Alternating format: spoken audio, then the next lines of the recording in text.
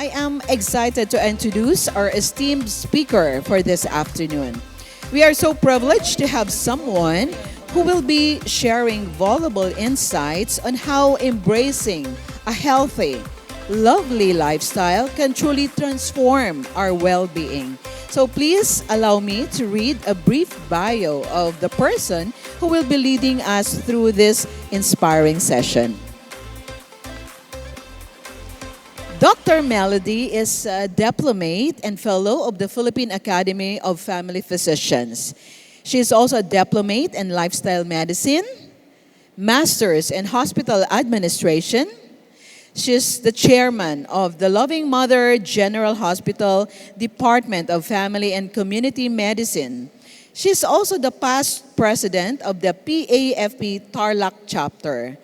National Leadership Awardee in 2020, married to Dr. Fidel C. Munzon, and she has two daughters, Mika or Micah, a licensed professional teacher, and Monica, who is now taking up human biology.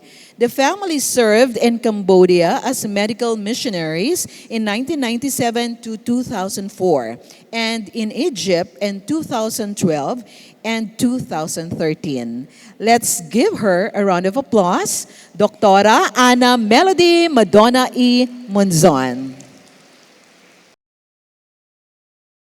Magandang hapon po sa ating lahat. Good afternoon.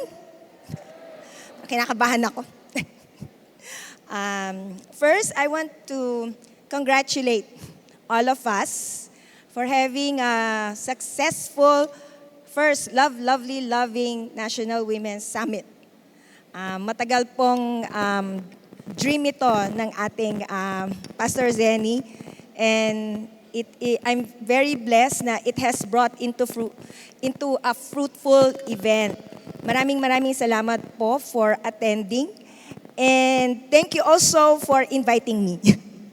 Pastor Ray, hello po. And then, sa lahat-lahat po, I'm very privileged to talk about lifestyle change. Doon po sa ating i-invite, it is entitled wellness. But wellness po kasi it has such a broad meaning. So, talagang I really thought about it. When you talk about wellness, meron pong iba-ibang aspect. Pwedeng wellness na gumagamit ng mga alternative medicine, herbal medicine, and even wellness, mga aesthetics. And ito pong sa aming lifestyle medicine, ito po yung isi-share ko ngayon. And wellness in having a healthy lifestyle. So, before I proceed, can we all pray? Father in heaven, we thank you for this afternoon. Thank you, Lord, for the privilege of ministering to the women all over Philippines. And Lord, we pray, God, that even after this session, we will not just be listeners, but doers of a healthy lifestyle. God, we commit everything unto you, and we pray that after this session, we will be committed to make ourselves a better woman of God. Thank you, Lord, in Jesus' name. Amen. Amen. Okay, so commitment to a healthy lifestyle change. So, marami po sa atin, as Christians, parati po nating nababanggit ang commitment. And sometimes, more often than not, ang commitment na kinoconnect natin is about spiritual commitment, marital commitment. And seldom or rare do we hear a physical commitment on lifestyle. Tama po ba? Say amen. kung totoo yun, no? If you think, no? Kasi kung minsan, kahit na Kristiyano na po tayo, when we talk about commitment, it's always, spiritually serving the Lord, ministry in church, and even in our walk with the Lord. So let me introduce you to another commitment that we have to do as Christians, And I think it is very important likewise. Sabi ko sa church, when I talk about lifestyle, it synergizes. Synergize pa rin. It synergizes with our spiritual commitment. Okay, so physical, marital, and spiritual commitment synergizes. No? Nagsisynergize po sila. So next slide please. So, bakit lifestyle change? Say mo, Dok, ang tagal ka na, tumanda na ako sa behavior kong ito. When you say lifestyle, it's the manner, yun pong behavior natin, the way we live. So, sometimes, kaya po ayaw magbago ng ating lifestyle because it is very challenging. Tama po ba? Madali po bang ma-change ang ating kinaginisnan na kaugalian? Halimbawa, yung paraan ng pagluluto ng mga Ilocano, ng mga Pangpangan, it's very hard to change because it is ingrained na sa atin. So, it is a very challenging task. But, ang assurance po ng lifestyle change, it's surely a step towards a better you. Madalas, pag sinabing lifestyle change, ano pong naiisip nyo? Mahirap. But, this afternoon, let me encourage you na ang iisipin po natin that lifestyle change is towards a better me. Okay? Can you say to your katabi, no? Sa katabi nyo po na, it will be for a better me. Okay. Thank you. Yes. So, after this, I hope you will be committed. What is commitment? Commitment. So, pag sinabi po natin commitment, it is, I just want to, parang review lang po, no? A promise or a firm decision to do something. So, even in lifestyle change, you have to promise yourself. You have to really decide na from now on, I will do this. I will commit to do this. Yung pong magiging lecture ngayon, and I promise, I will be gracious. Sabi, God is full of grace. So this afternoon, it will be graceful. I will be gracious. Okay? It will not be something personal na it's not talagang to put us down sa ating mga lifestyle, but it is really to encourage all of us to have a healthy lifestyle. But I hope na in this afternoon, after this hour, we would commit to make ourselves healthier physically. Okay, next slide. So, aside from commitment, we have to love what we do. We have to love lifestyle change. Minsan kasi, we see, pag sinabing baguhin natin yung paraan ng pagkain natin, we get more active, ang iniisip po natin, parusa. Di ba? Hindi tayo nag-enjoy. But, please, change. Let us have a change of mindset na if we want, kasama po ng pagiging lovely is loving what we do in lifestyle change. Okay? So, commitment and dedication in what we do. Next slide. Sabi nga po, to give you a biblical basis, let all that you do be done in love. And that includes a healthy lifestyle. Okay po? So, healthy na pamumuhay, paraan ng pamumuhay natin, it is taking care of ourselves. Next slide. Okay, so ano po ito? Okay. Ito po, sa larangan ng medisina, pinapakita po ito parate. Ano po ito? Ito po yung causes ng mortality, causes of death. No? And importante po na sa Philippines po ito po pinakikita lang dito yung causes of death from January to August 2021 to 2022. No? As of September 2022. And maliit po yung view, but the first top 5 causes of mortality, ischemic heart disease, cerebrovascular, stroke, heart attack, cancer, diabetes, hypertension, are what we call lifestyle-related diseases. So, ibig sabihin po, ang mga pinaka-common na dahilan kung bakit namamatay ang mga tao sa Philippines is due to lifestyle-related diseases. Ang cause po unhealthy ang lifestyle natin. It's no longer infection kagaya ng HIV or COVID. But it's lifestyle. And what do you mean by that? Pag sinabing lifestyle, it is preventable. Ibig sabihin, pwedeng iwasan. Okay po? So, kung tayo ay magkakaroon ng healthy lifestyle, maiiwasan natin na mamatay sa ganyang mga dahilan. Okay? Yun lang pong ibig sabihin yan. Next slide. Okay. Ito po, kinulit ko si Doc Alex, ang ating pong secretary ng GenSil.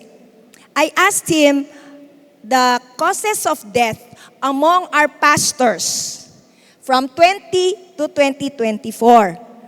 Okay po na may nag-respond na 6 districts. Ilan pong districts ang meron tayo? 21. Sabi po ni Pastor Alex, sa out of yung mga tinanong niya, 6 lang po ang district na nag-respond. Nasa akin po yung mga districts niya, pero hindi ko na nilagay dito. And so far, with the 6 districts, we have 26 deaths. Yun lang po yung mga reported. And ito lang po yung mga pastors, ordained ministers natin.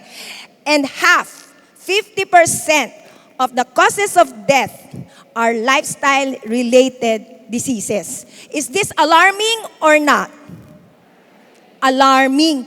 Ibig sabihin, marami po tayong pastor na namamatay dahil sa unhealthy lifestyle na maiiwasan sana. Do you get what I mean now? So, heart attack, heart failure, hypertension, diabetes, cancer, and kidney failure. This can be prevented with a healthy lifestyle. Or at least lessen your risk to have these problems. Halimbawa, Doc, kasi lahi na namin. Okay, kung lahi, at least you lessen your risk by having a healthy lifestyle. Hindi yung may lahi na nga kayo and still, hindi pa rin nyo inaalagaan ang inyong paraan ng pamumuhay. Okay, so are we getting this? Pwede po bang mas maliwanag doon? Yung, para nakikita ko yung kausap ko. Pwede pong mag-ilaw doon sa likod. Yan. Para alam ko kung sino yung natutulog. Hindi. Joke lang. So next, out of 16, ito po yung the other half. No, may COVID pa po, acute respiratory failure, aneurysm, pneumonia, cardiac arrest. Doc, cardiac arrest, hindi ba sa puso yan? Well, pag sinabi po cardiac arrest, namatay lahat dahil na hindi na tumibok ang puso. So we cannot categorize that kasi pwede pong iba rin ang cause. So I don't want to presume, no, or assume. So natural death, old age po siguro, and subdural hematoma. I think this is due to an accident. So next slide. So improper nutrition and sedentary lifestyle. So pag sinabi pong lifestyle, hindi lang po the way we eat. Okay? It's also pag hindi po tayo active. No? Para talagang sedentary means wala tayong exercise, wala tayong mga physical activity. So they can lead to atherosclerosis. Sino po hindi ko na pa. Alam niyo po kung sino kayo? Yung mga may matataas ang cholesterol, pag nagpa-check ng dugo, mataas ang triglycerides, mataas yung HDL, LDL.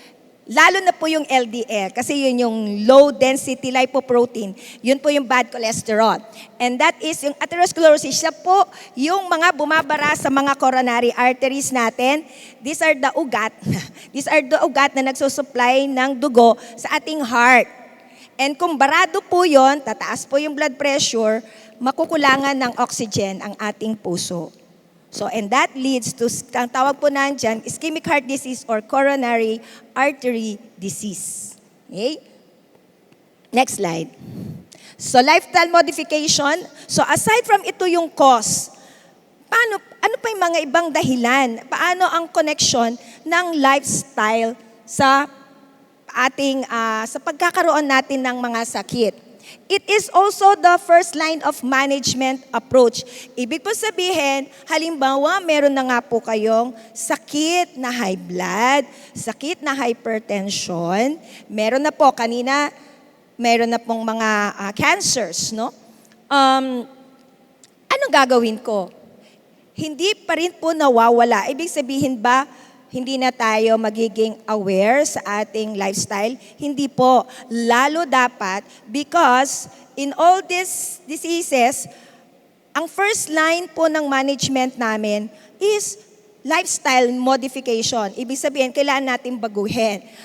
Pag pumunta po kayo sa mga doktor nyo, kung diabetic, I believe, may mga diabetics po ba dito, high blood dito, hindi po basta gamot ang binibigay ng doktor nyo. Tama po ba? Gamot lang ba? Ay, parang, gamot lang ba? Hindi. Di ba sabi, kailangan bawasan ng asin, kailangan mag-exercise 30 minutes a day, 3 to 5 times a week. Kailangan bawasan ng asin, ang alat, ang sugar. Yan po ay mga lifestyle modification. So, I hope nasusunod niyo po yung mga payo ng doktor nyo. Next slide. So, ito po, algorithm namin yan, just to show you how important lifestyle modification is. Even before kami dapat magbigay ng gamot, kailangan po na advisean na namin ang aming mga pasyente na kailangan baguhin na ang way of life. Okay, next. Ito pa po, hypertension po yung kanina, ito po diabetes. Sa diabetes, ayan po yung mga inaaral namin, pero hindi ko na po kayo totoxikin dyan. Nakata po, healthy eating, weight control, increased physical activity, diabetes education. Still, kailangan pa rin ng lifestyle modification. And meron pong metformin dyan. Kaya ko po nilakihan yan. But it's another session on metformin sa mga hindi po naniniwala na pwedeng gamitin ng metformin sa diabetics. Pwede po. Okay? Kasi maraming pasyente na hinihinto nila yung metformin nila dahil nakakasira daw po ng kidneys yon. So, we want you to assure you na metformin is still the first drug of choice for diabetes. Pero, syempre, meron po mga risks. Okay, next. So, I just want to highlight this. 1 Corinthians 10:31. So, whether you eat or drink, or whatever you do it for the glory of God. Diba? Whether you eat or drink. Next slide. Does your eating and drinking bring glory to God? Masasagot po ba natin? Does your eating and drinking bring glory to God?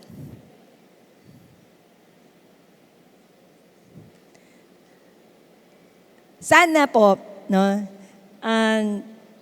Marami pong beses na minsan nagiging double standard tayo. Pagdating sa spiritual commitment, kailangan may self-control ka, huwag kang magalit, control your temper, control your anger, and that is good.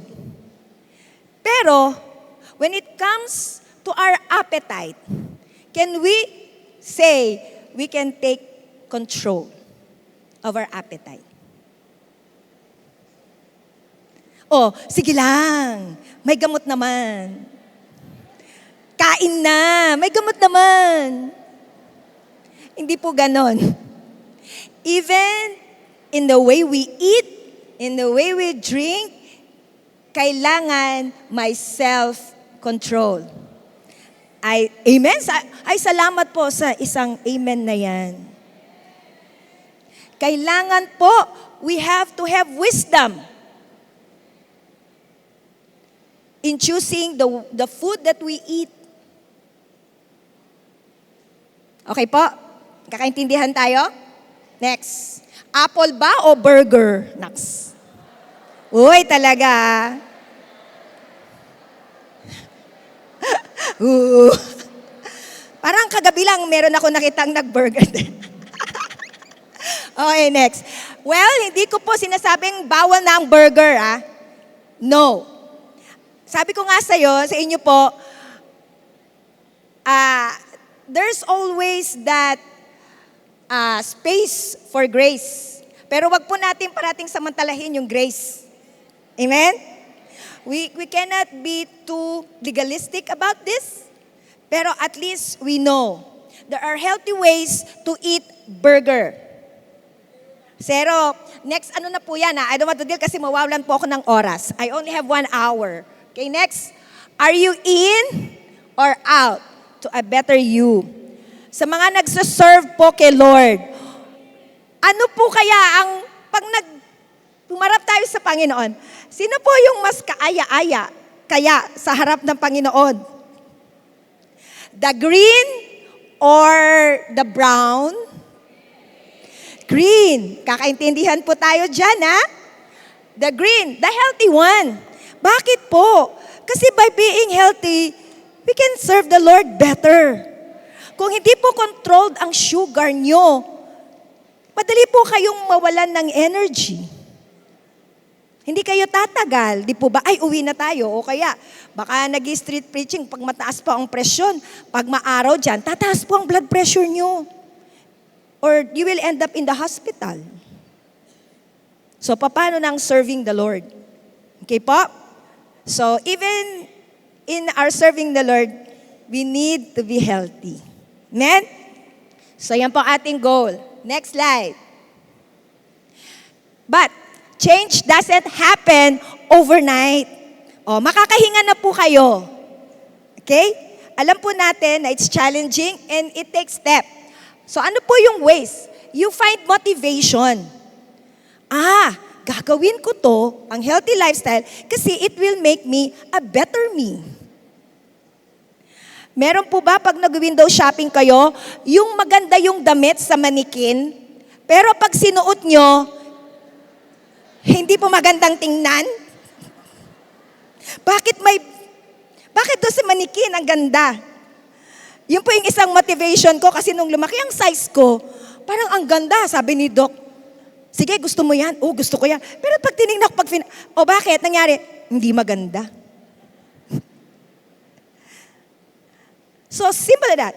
Ako po, my motivation, I thought before I was healthy. Pero nung talaga pong inassess ko yung sa sarili ko, hindi po pala talaga ako ganan ka-healthy. So, I had to make changes. And one motivation po talaga, na ginawa ko sa sarili ko is I want to look good for Doc Fidel.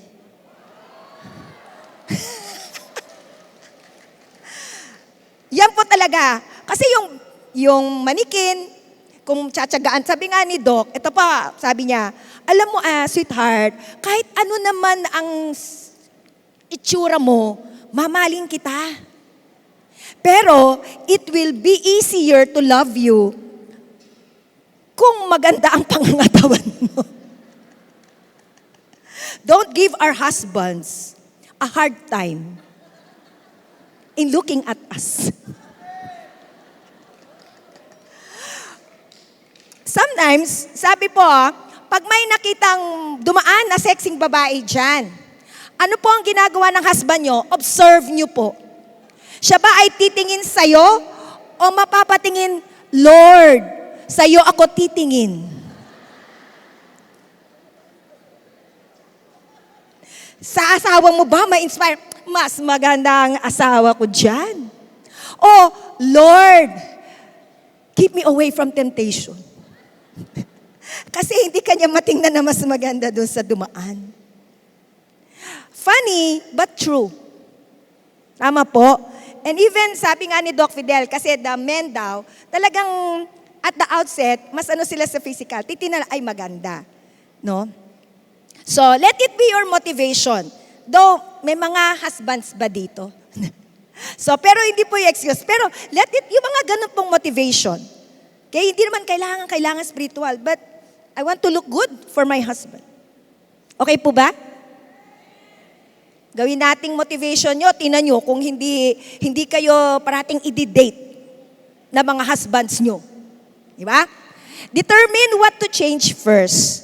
Hindi po sabay-sabay ang pagbabago. Kasi ma-overwhelm po kayo. Mamaya I'll be sharing practical tips and I don't expect 100% change. A little step will do. Basta po may pagbabago. So start small. Ito po ang goal nyo. Gradually lang po, pag halimbawa, nakaka 2 cups of rice. Kayo every meal, 6 cups of rice. I-goal nyo, 4 cups na lang. Muna. Huwag nyo agad sabing, Doc, magmula ngayon, no rice na ako. Kasi siya pumayat dahil nag-no rice siya. Huwag po yun. Kasi magka-crush kayo. Okay? So take pride in your success. Be happy. If you lost kahit na 0.5 pounds, be happy. Kasi there is change. Okay? Okay. So next slide.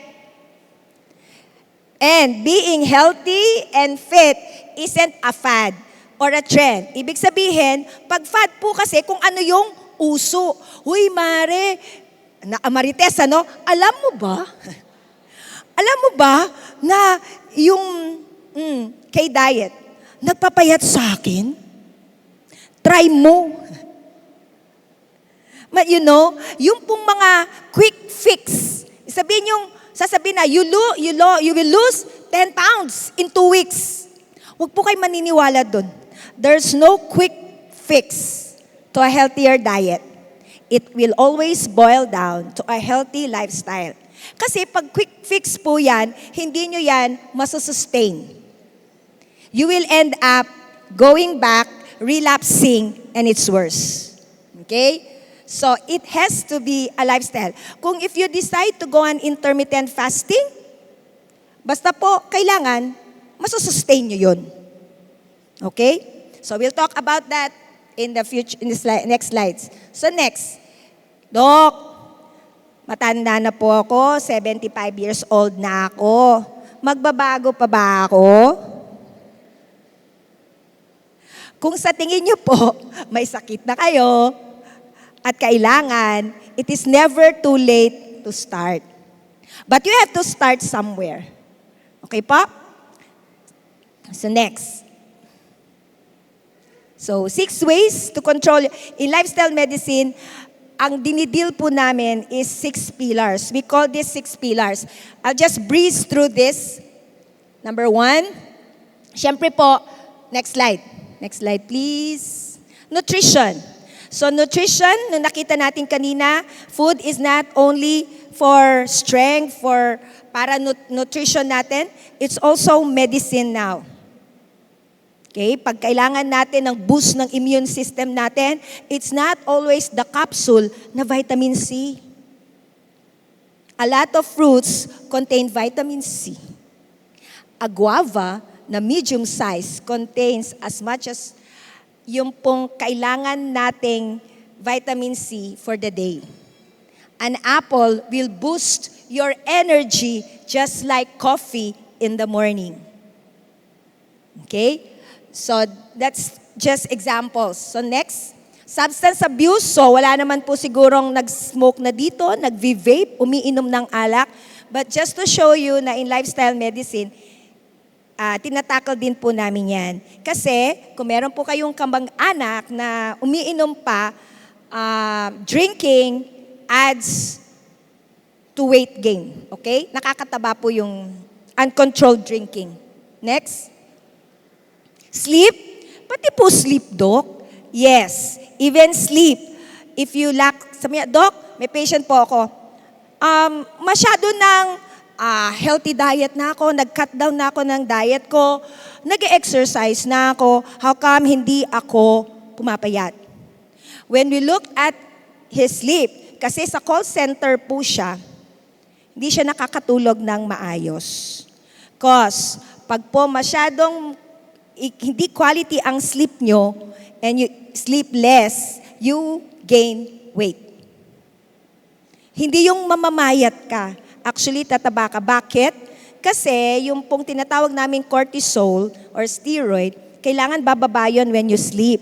But pag hindi po kayo nag-sleep, it remains high in your body and it will cause your adipose, your fat cells to enlarge. Lalaki po yan. Kaya nagkakaroon tayo ng bell-bell. Mga visceral fat. Okay? So, sleep healthily. Mamaya, we'll talk about sleep. Next, relationships. Social connectedness. Ito po, dito ko pinapasok ang gospel.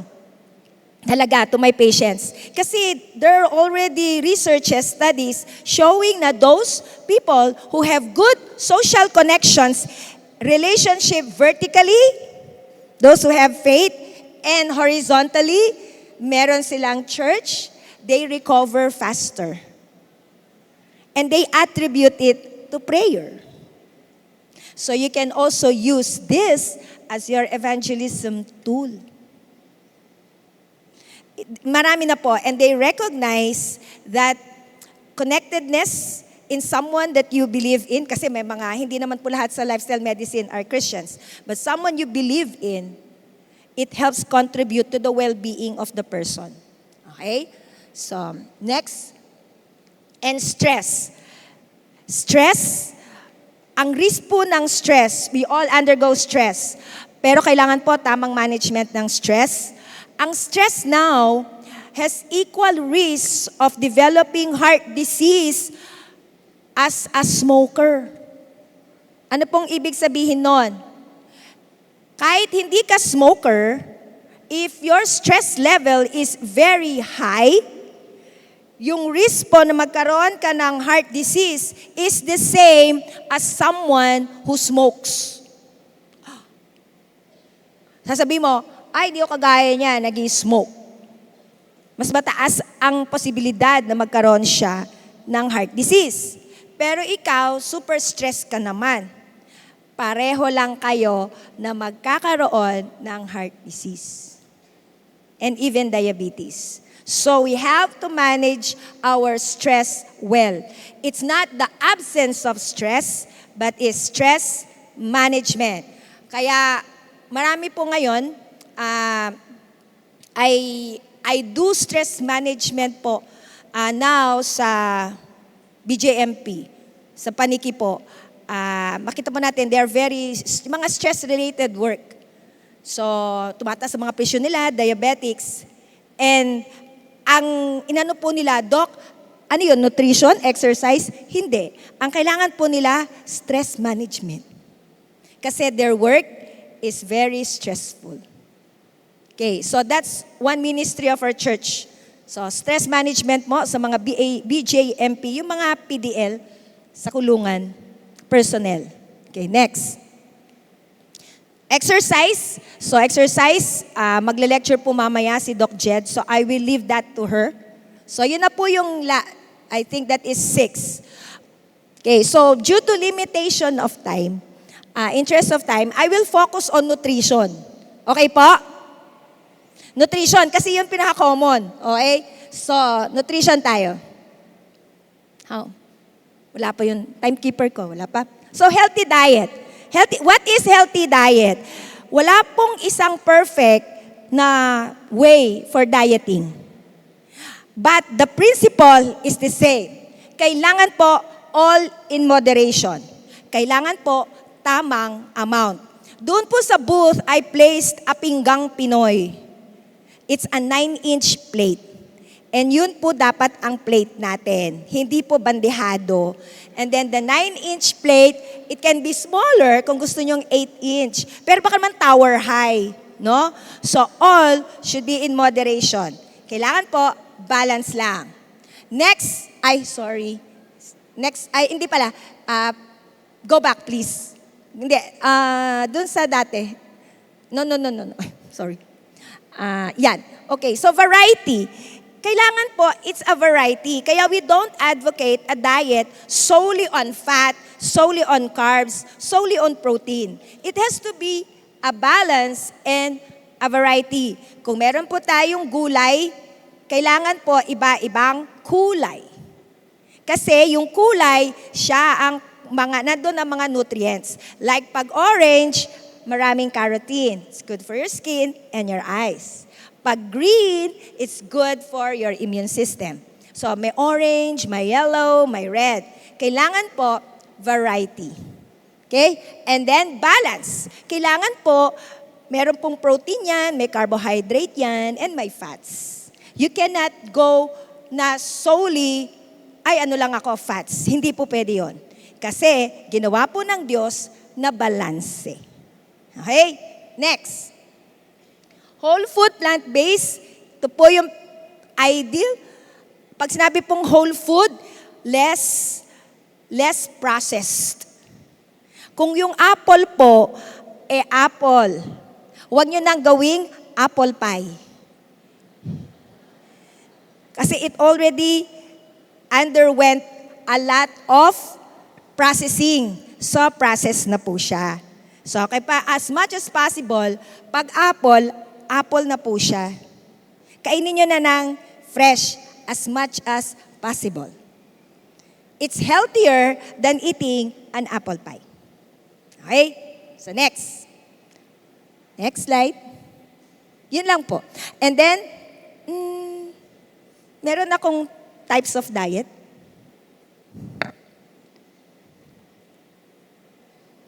Okay, the different types of diet.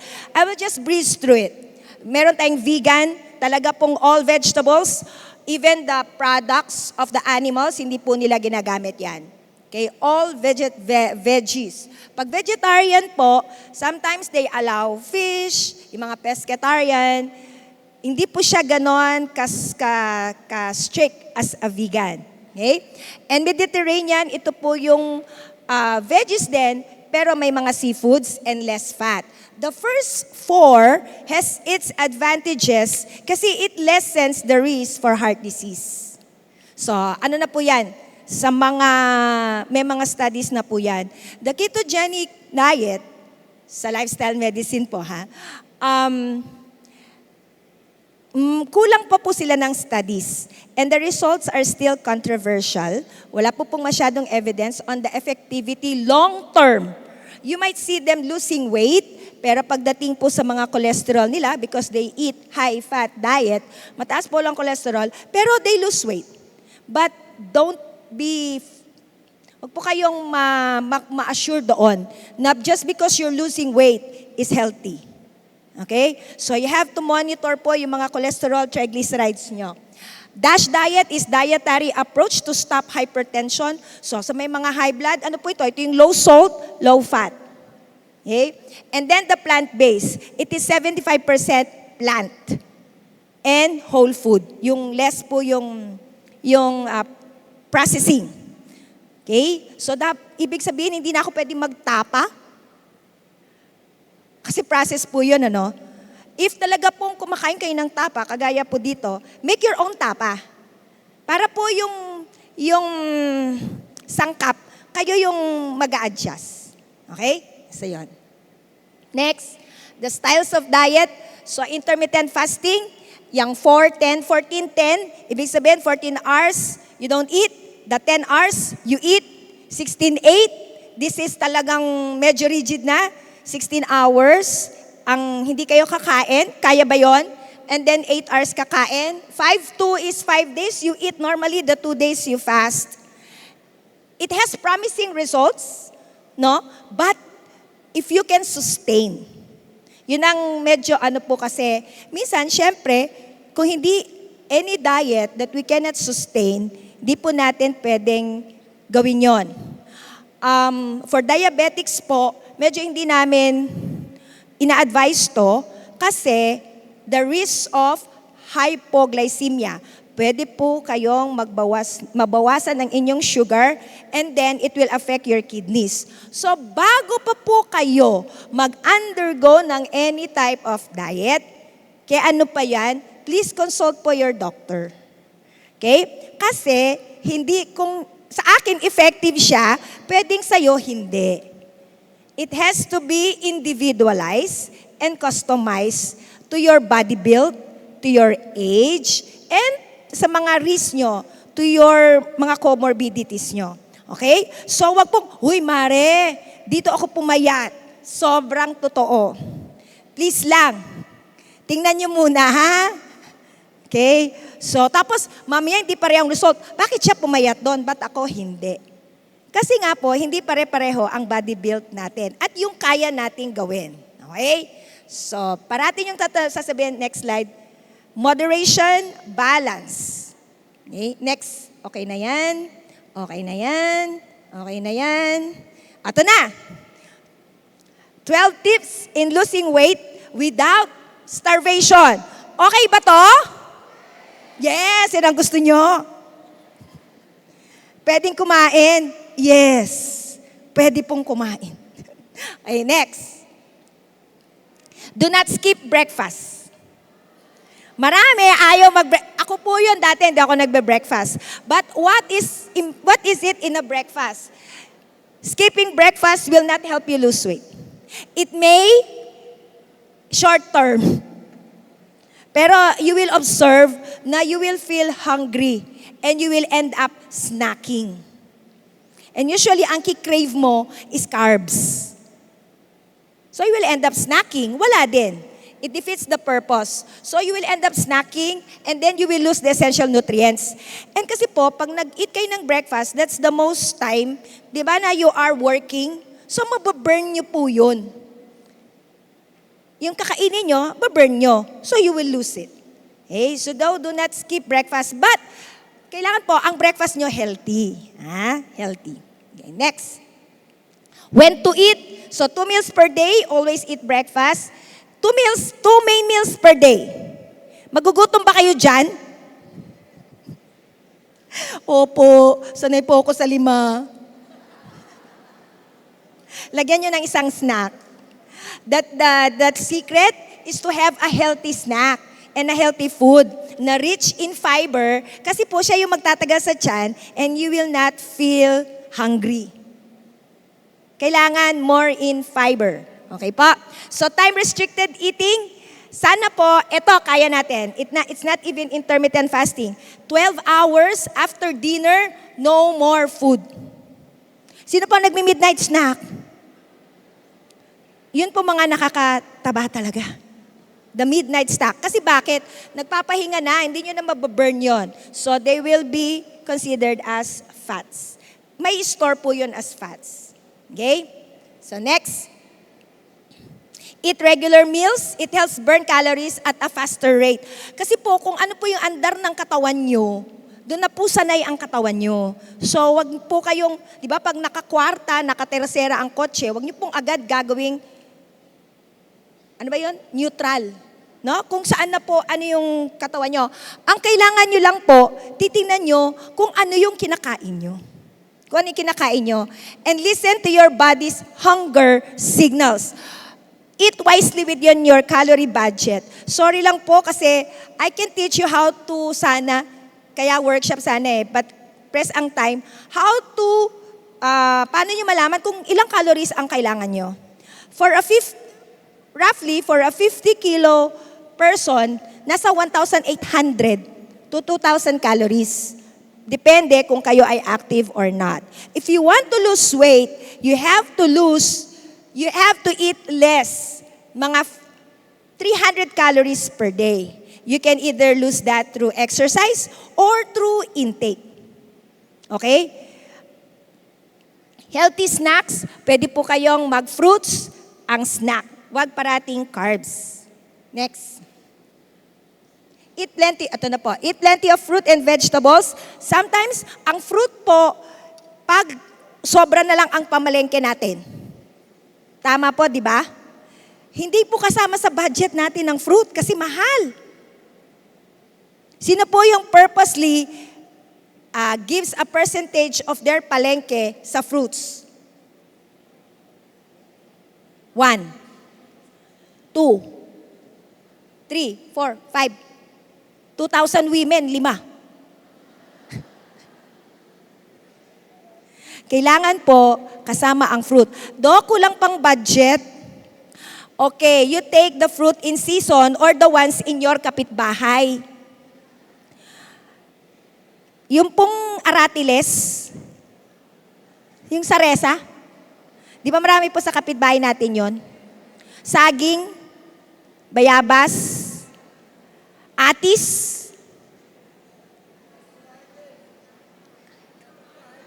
kapitbahay, papaya. Oo. So, yung mga ganun po, hindi pwedeng hingin sa kapitbahay. Pwede na po yun.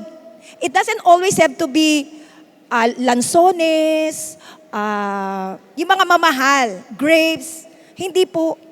Kasi all fruits have its nutrients. Okay? So, gulay, pwede po magtanim. Mga taga Baguio, walang problema dyan. Marami silang gulay. So, vitamins and minerals. Next. Being active. You cannot lose weight by diet alone.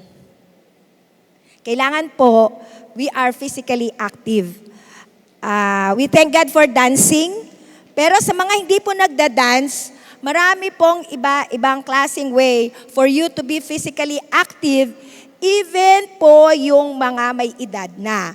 You can have chair exercises. You move in your chair. You can do gardening, pero ingat lang po sa pagdidilig. You can even do stretchings po while watching your teleserye. Instead of you eating your junk food, kahit po nakaupo kayo, mag-wiggle-wiggle po, magganyan-ganyan, habang nagluluto, habang nanonood. So there is no excuse for you not to be physically active. Okay ba? Just be creative. Alam nyo po yung itataas nyo lang yung mga knees nyo pag nakaupo kayo sa work. Tapos ganyan, 2 minutes. Pwede po yun. Better than nothing. Okay, so next, I'm sure Dr. Jed will talk about that. Okay, drink plenty of water. Kasi kuminsan po akala natin gutom tayo, pero uhaw lang pala.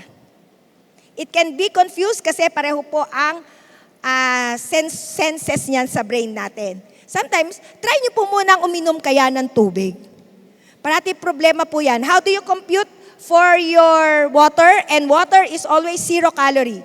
Next slide. Yung timekeeper ko. Okay, weight in pounds.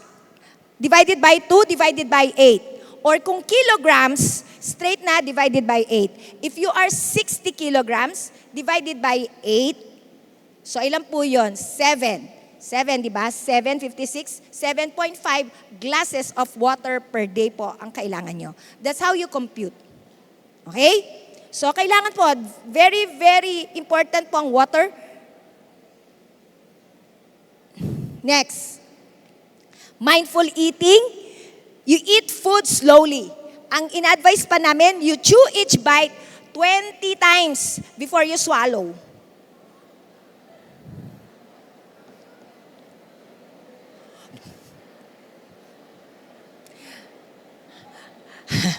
Parang tagal mo kumain. Why? Bakit po? Okay? Kasi po, yung ating satiety sa brain, bakit kailangan slow? It takes time po na ma-sense ng ating brain na busog na tayo. 20 minutes po yan. Ibig sabihin, kung mabilis po tayong kumain, sa 20 minutes na masisense ng brain na busog ka na, marami ka nang nakain. And it doesn't help, magkakaroon pa tayo ng indigestion. Pero when you chew your food properly, kasi yung digestion starts where? In the mouth, not in the stomach. Saliva pa lang, nag-a-act na po. Doon po na-absorb yung mga nutrients natin. So, kailangan po 20 minutes. Slow lang ang pagkain natin. Okay? And then you eat food mindfully. Kailangan hindi kayo stress pag kumain. Okay? So next. Read labels. Read labels po. Kailangan natin yan. Next slide. Choose healthier options. Tingnan niyo po yung calorie. You have the nutrition, the nutrients, and then the fourth. Ito pong red. Quick bite. Pag nakita niyo po ang percentage na nasa 20, mataas na po yan. 5 is good. 5 grams is 1 teaspoon. Example, pag nagkape po kayo, and you put 2 teaspoon of sugar, ang isang tao po, for males, you are only allowed 6 to 8 teaspoons of sugar every day. Sa babae, 6 teaspoon. Kung naglagay na kayo ng 2 teaspoon sa kape nyo in the morning na 2 teaspoon, you're left with 4. Eh kung 3 times a day po kayo minom ng kape, wala na yung sugar nyo. Anything over than that, na-store, nadideposit na po sa katawan natin. Okay? So, a Coke po na can has 8 teaspoons of sugar. So, isang can pa lang ng sugar nyo, isang can pa lang ng Coke, ubos na yung daily requirement of sugar nyo. Gusto nyo po, ganun po katamis. And mas matamis pa po ang iced tea. Mas mataas po ang sugar content ng iced tea. Okay, next slide. Eat a smaller plate. So, sinabi ko na po yan. It takes about 20 minutes. Ang Japan po, meron silang sinasabing hara-hachibu na practice. What is hara-hachibu? They stop eating when they are 80% full. At 80% full, nag-stop na po silang kumakain. Japan, at the record, has the longest lifespan. Healthy po daw sila. Kasi tayo po, only rice, only soup, hanggang kaya. 110% full. Eh talaga pong lalaki talaga tayo. Okay? Practice namin, yung bang konti ka palang busog, okay na, tapos na ako. Sa totoo lang, ako, I want to eat more. Gusto ko po talagang, pero iniisip ko lang po, hara-hachibu. 80%, okay na. Okay? Do not ban food. You do not ban food, hindi po kailangan mag-restrict ng food, basta moderation. Banning food will make you crave more. Di ba ba? And then, mas marami po kayong kakainin. So do not ban. Basta parati nyo isipin in moderation, balance, and variety. Okay? You can enjoy the occasional treat. Okay? Next. 9 na, 10.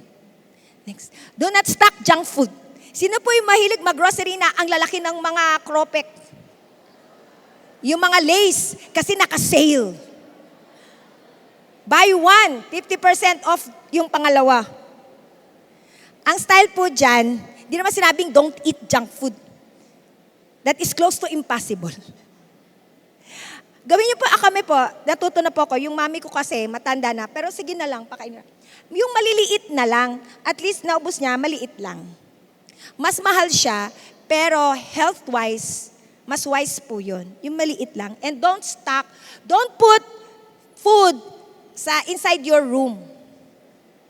Okay? Huwag nyo rin pong ilagay, sabi psychologically, yung rice, sino po yung rice na dun sa mesa? Yung hindi sinasandok, yung rice nandyan na, hindi na naggagao, yung hindi na sasandok. Sino you put the rice dyan? Tendency, sa Japan po, pag yun na. Wala nang second serving. Natatandaan ko si Doc, Sweetheart, ang sarap ng soup. Pwede mo pa akong isang, sabi ko kay Doc, sorry, wala no. Kasi yun lang ang hinanda. No second plate. Pati po yung dish niya, kung 5 kami, 5 din lang ang ilalagay na balls. Yun lang. Ang sarap. Nasarapan si Doc. Sweetheart, kuha pa ako. Wala na. Yan lang yung hinanda sa atin. Pero that's their way. Culture po nila yun. Ayaw nila ng tira. Tayo, pag nagluto tayo, kailangan may sobra. Kasi kawawa, baka may bisita na darating. Baka may makikikain. Kung yun lang, tagi-1 slice, taga-2 slice. Ha? Mas makakatipid tayo. Baka umabot ang budget sa 30. Kasi hindi umaabot yung budget. Baka kailangan lang, kontian na lang para umabot ang budget. Okay. Next slide. Watch your drinks. So, alcohol, kasama po yan. Next slide. Calories in drinks, pwede pong herbal tea. It's only 2 kilocalories per cup. Herbal tea po yan ha, herbal. Okay? Hindi po yung mga kangkunis, hindi po yung mga slimming tea. Okay? Yan po yung mga green tea, jasmine. Apple juice says 117 kilocalorie. Kung imimix nyo po yan sa food nyo, dadagdag po yan, mabigat po yan. Plain water, 0. Almond milk, 60 kilocalories. So, you watch what you drink. Next slide. Orange juice, 120. Soy milk, 90. Lemonade, 110. Coconut water, 46. So you just have to make healthy choices of what you drink. Kung gusto nyo pong lemonade sa food nyo, kontian nyo po yung main dish nyo. Approximately po, 500 kilocalories per meal. Pwede po yan. Kaya lang kasi, pag nag-sugar po kayo, nag-coke kayo, 180 kilocalories na po yun. 320 na lang yung pwede nyong kainin na allowable sa inyo. So, ganun po yun. And then, that is half a burger. Okay? Next slide. Doc, pwede na pa ba magkape? Pwede po. You just have to make the right choices. Avoid cafe macchiato, flat white, white choco. Yon. Yung mga frap. Ang pwede po, at saka yung instant coffee, 3-in-1 please. No in 3-in-1. So, pwede po ang Americano, latte, cold brew, black coffee. Okay, next, Starbucks. O, ito, para sa mga nag-Starbucks. Next slide. Mga anak natin, no? Pwede po ang filter coffee, 3 calories, cafe Americano, 36. Ang mataas po is the hazelnut chocolate caramel macchiato. Nakita niyo po yung frap, yung nasa gitna, that's 408 calories. Almost, isang meal na po yan. Isang meal na po yan, 408 calories. And it's, isang ano lang po yan. Okay? Next. So, alisin po natin yung mga frap. So, pwede pa rin mag-Starbucks. Next.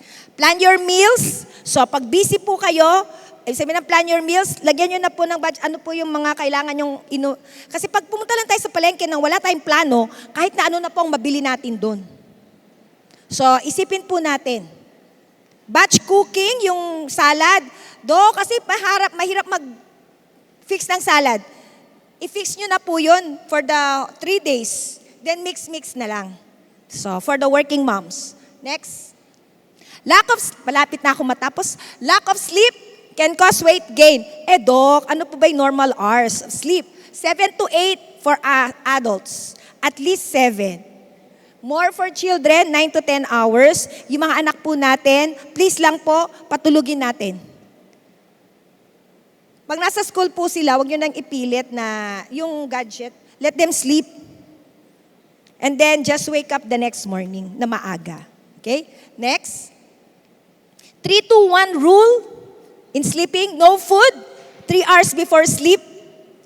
No work, 2 hours before sleep. 1 hour, no gadget. Okay? That's our 3-2-1 rule. Dok, hindi po ako makatulog. Baka kasi ginagawa mo yan. Matutulog ka na lang, magkakapi ka pa. Di ba? So, hindi ka na makatulog. Naka-gadget pag pantulog.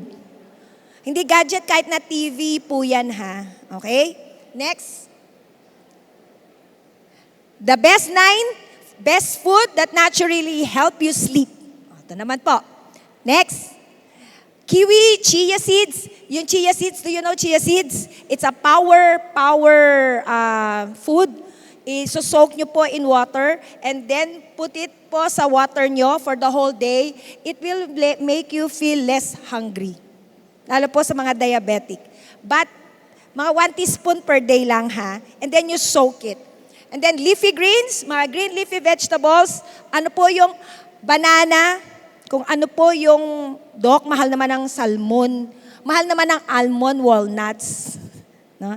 So, pag mayroon lang pong nagbigay. But this are the food. Kasi po mas mahal po ang gamot na pangpatulog. At saka meron po mga sleep hygiene. I wish I can, kaya lang, short time. Next. Next. Okay, role of proper nutrition even in mental health. Okay, so next. Well, healthy dietary pattern, reduce risk for depression and suicide. Next slide. Ito po ang food na maganda for those who are depressed. Whole grains, olive oil, vegetables and fruits, magnesium, folate, long-chain omega-3. Saan po makukuha yan? Fruits and vegetables. Avoid po natin refined grains, sugary food, excessive meat, processed and extra fried food. When you see signs of depression to your children, look at what they're eating. Baka po sa food. And then, studies show a plant-based diet with no meat, fish or egg in a prospective randomized control trial showed improvement in depression in just 2 weeks. May evidence po tayo dyan. Okay? Just by improving their food, they can improve. Ang dami na pong, marami na pong youth, even Christians, they belong to Christian family and nagkakaroon po ng depression. I have patients na parents po nila Christians and they don't want to tell their parents. But they confide to me. Kasi may sakit sila eh. Sisik po sa ng consult and very sad. Some talaga pong mga may generalized anxiety disorder and it's sad. Multifactorial. But then when I look, I advise healthy food muna. And then we deal. Okay? Pero kaya po sinishare ko sa inyo, be observant sa mga anak niyo po. Okay? Next. Being healthy isn't a fad or a trend. I just want to reiterate. But instead, it is a lifestyle. I think that's my, then next slide. Cheat day. We often hear this cheat day. Is it acceptable? Kumisan medyo, yan, di ba? Pero pag spiritual, bawal mag-cheat, di ba? Sabi ng asawa mo, gusto mo, mag-cheat muna ako sa iyo for 1 day. Punta lang ako sa bar. 1 day lang, cheat day. Pwede? Siyempre hindi, di ba? Bakit sa food, pwede tayo mag-cheat ng 1 day? Sa akin lang po ha. Kaya po nako-confuse yung mga anak natin minsan. Because we use different levels of judgment. Pwede mag-cheat sa food. Hindi pwedeng mag-cheat spiritually. Hindi ka mag-cheat sa school. Pwede kang mag-cheat. Ang mommy, pwedeng mag-cheat 1 day. Cheat day. Anak, cheat day ko. Mommy, why are you in it? It's my cheat day. Oh, so I can cheat too. So you be careful. You be careful. It may sound funny, pero mga bata, naisip po nila yan. Ayaw natin mag-cheat ang husbands natin kahit 1 day lang, di ba? Tumingi, 1 day lang. Kay mga anak natin, Mami, 1 day, watch lang ako ng porno film dyan. Ayaw natin, di ba? So why do we cheat in the way we eat? Okay, anong gagawin? Ako, lagyan nyo ng comfort food nyo or your reward day. In that way, hindi mako-confuse yung tao. And it's, Christian, nag-cheat. Alam na natin na halos pareho lang yon, di ba? But kasi nagkakaroon ng maling signal. So, pagkatapos ko pong nag-speak, sabi ng anak, Mami, you eat ice cream. Comfort food, anak. But when you have comfort food, ang ginagawa ko po, I lessen my calories during the day. So I have enough calorie to indulge in my comfort food in the afternoon after preaching. Kuha niyo po. Kasi I know my daily calorie requirement. So gagawin ko, kasi itong ice cream mataas sa calorie. So, light breakfast, light lunch. And then, I will have my comfort food in the afternoon. So, yun po, hindi ka mag-gain ng weight and you still enjoy your comfort food. Pero pag sa pong comfort food, hindi yan araw-araw, ha? Treat day nyo lang yan. Okay? So, next. So, ito lang po, change. I want to encourage you with everything that I shared today. I'm not expecting a 100% compliance. Okay? Marami pong grace. But I hope with all the 12 and everything, did you learn something today? Okay. Are we committed to that decision? Yun lang po ang gusto ko kasi I don't expect 100% compliance. But even pag uwi nyo, I decided to follow Jesus. I decided to be healthy in this area. One by one. Small lang po. Even lessening your rice. Hindi po no rice. Eating more fruits. Putting more budget in your food. In your fruits. Doing exercise. Yun po, talagang matutuwa ako. And matutuwa din si Lord. And matutuwa po ang mga husbands natin. Do you want to make your husbands happy? Yes. Di ba mas gusto nyo na titingnan nila tayo kaysa yung iba? Tapos magagalit tayo pag mapapatingin sila pag may maganda dyan. Okay po? Hindi po ako kinausap ng mga lalaki, ha? Pero kami, Doc was very honest with me. Kaya, yun po. And I thank the Lord. And I thank the Lord. I thank you for all for having this session. I hope we can be more proactive in making our lifestyle changes. And just remember, small steps is okay. God bless you all.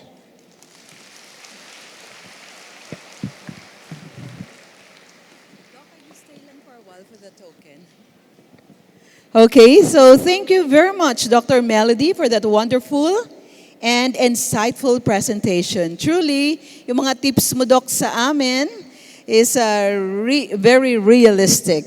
So, wellness challenge, accepted ho ba? Yes. Kailan ho tayo magsa-start? Ngayong gabi ho ba? Bukas? O pag-uwiin na lang? O baka sabihin nyo, pwede ba after Christmas na lang? Right? Okay, so thank you very much, Dr. Melody. So, at this moment, we would like to present you with a small token of appreciation for sharing your expertise with us this afternoon. The token will be presented by Ma'am Mary Ann Fuentes and to be assisted by Miss Marian. This is actually a very cute token. As per Marian, this is a token and a tray of appreciation. Kasi pwede siya maging tray, okay?